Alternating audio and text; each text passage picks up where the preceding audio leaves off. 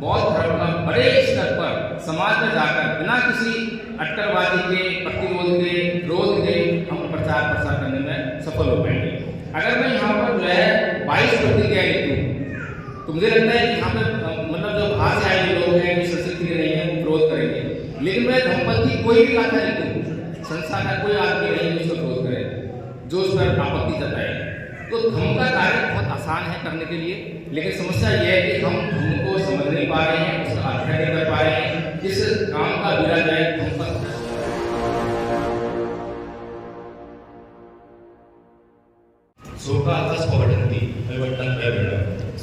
यानी कि जिसको विश्वरूपी तृष्णा अपने ग्रंथ में ले लेती है, उसके शोक उसी तरह से बढ़ते हैं जिस प्रकार से वर्षा में जो घास होती है वो बढ़ती है।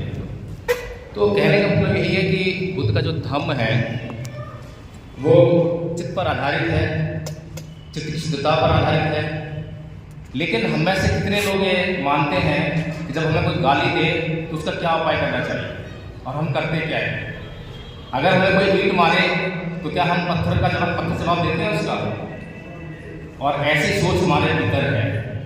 लेकिन अगर हम ईंट का जवाब पत्थर से दे रहे हैं, कोई गाली देता है तो हम गाली देकर इसको शांत कर रहे हैं, क्रोध करके शांत कर रहे हैं, ये संस्कृति कौन सी है?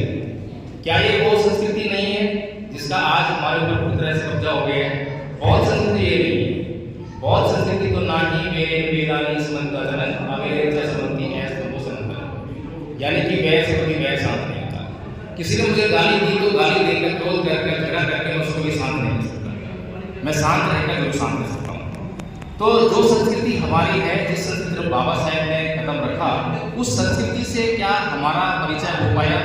क्या हम उस तरफ बढ़ पाए? 25 दिसंबर सन 1927 को परम पूज्य बाबा साहेब भीमराव अम्बेडकर ने मनुस्मृति का दहन किया, और केवल एक बार किया। मुझे जहाँ तक जानकारी है उसके बाद हर वर्ष बाबा साहेब भीमराव अम्बेडकर ने मनुस्मृति को नहीं जलाया, क्योंकि यह हमारी संस्कृति नहीं है कि जले हुए को दोबारा जलाएं, मरे हुए को दोबारा मारें। ये उनकी संस्कृति है। हमारी संस्कृति तो कुछ और है, जिसकी तरफ 14 अक्टूबर सन 1956 को परम पूज्य बाबा साहेब अम्बेडकर ने बड़े भारी तरीके से जो है धर्म परिवर्तन करके और उस तरफ कदम रखा। क्या हम वास्तव में अपना धर्म परिवर्तन कर पाए? जहाँ तक हमने समझा है वहाँ तक हमने प्रतीकों का परिवर्तन तो अच्छी तरह कर लिया है। घर में कुछ मूर्तियाँ थी, कुछ चिन्ह थे, उनको हटा दिया, और जो दूसरे चिन्ह हमें चाहिए थे, जिनकी और बाबा साहब ने इशारा किया, वो हमने ले आए। लेकिन कल्याण किससे होगा? प्रतीक हमारा कल्याण नहीं कर सकते। हमारा कल्याण तो हमारा चित्त ही कर सकता है। चित्त की शुद्धता होगी तो कल्याण होगा। चित्त में शुद्धता नहीं है, काम, क्रोध, मोह, लोभ भरी पड़ी है, कल्याण कहाँ से होगा?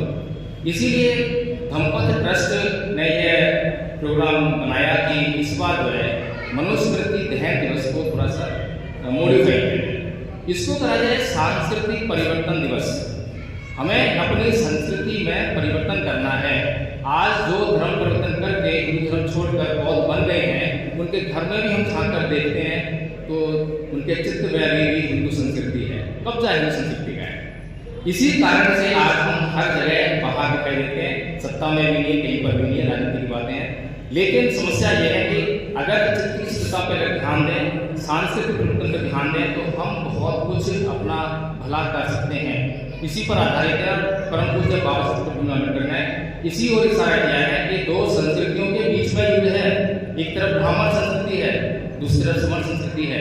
लेकिन हम समझ ही नहीं पाए कि ब्राह्मण संस्कृति क्या है जिसको हमें छोड़ना है, और बौद्ध संस्कृति क्या है जिसे हमें अपनाना है, ग्रहण करना है। तो इसीलिए धम्मपद ट्रस्ट ने जो है यह फैसला किया कि हम लोग जो है मनुस्मृति दहन दिवस नहीं मनाएंगे, मनुस्मृति जलाएंगे नहीं, अब हम सांस्कृतिक परिवर्तन करेंगे। जिस दिन परम पूज्य बाबा साहेब भीमराव अम्बेडकर ने धम्म दीक्षा ली थी, वह विजयदशमी का दिन था। उस दिन जो है बड़े पैमाने पर देश में जो है धम्म दीक्षा के कार्यक्रम होने चाहिए। लेकिन धम्म में दीक्षित तो हो गया, शिक्षित कैसे होगा? बिना शिक्षा के कैसे धर्म को पालन करेगा?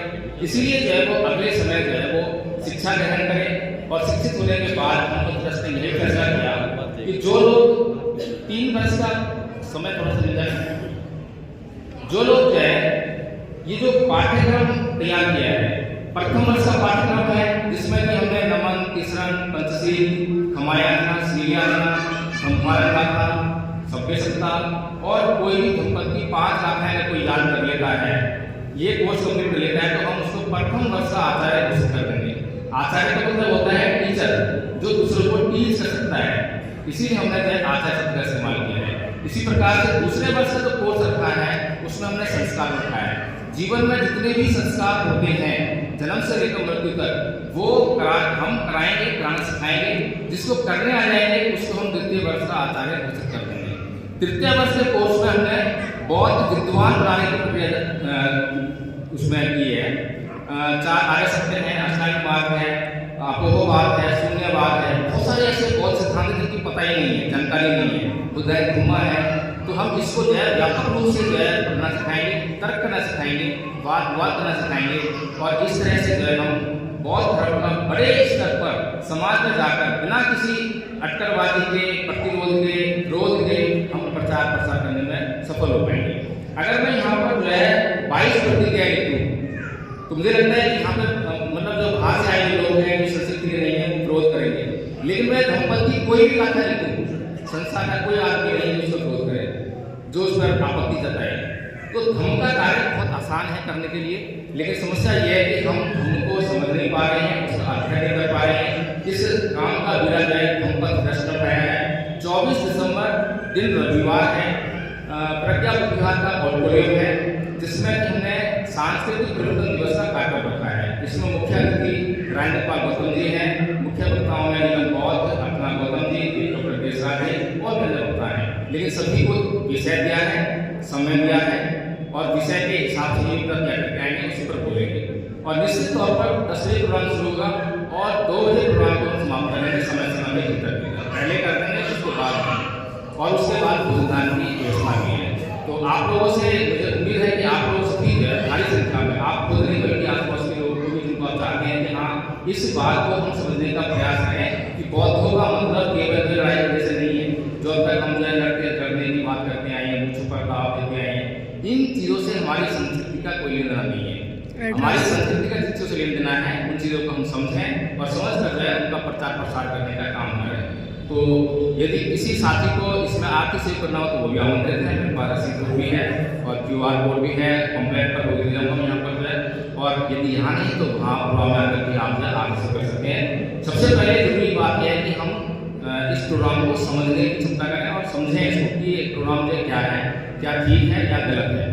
तो मनुस्मृति दहन दिवस को इस बार धम्मपद ट्रस्ट है सांस्कृतिक परिवर्तन दिवस को मना रहा है, और ये हमारा उद्देश्य है कि हमें अपना सांस्कृतिक परिवर्तन करके बड़े पैमाने पर भारत के अंदर जो बौद्ध संस्कृति है, समर संस्कृति है, जिससे पूरे विश्व का कल्याण हो सकता है, उसका प्रचार प्रसार करना है और उसको स्थापित करने का काम करना है। जय हिंद।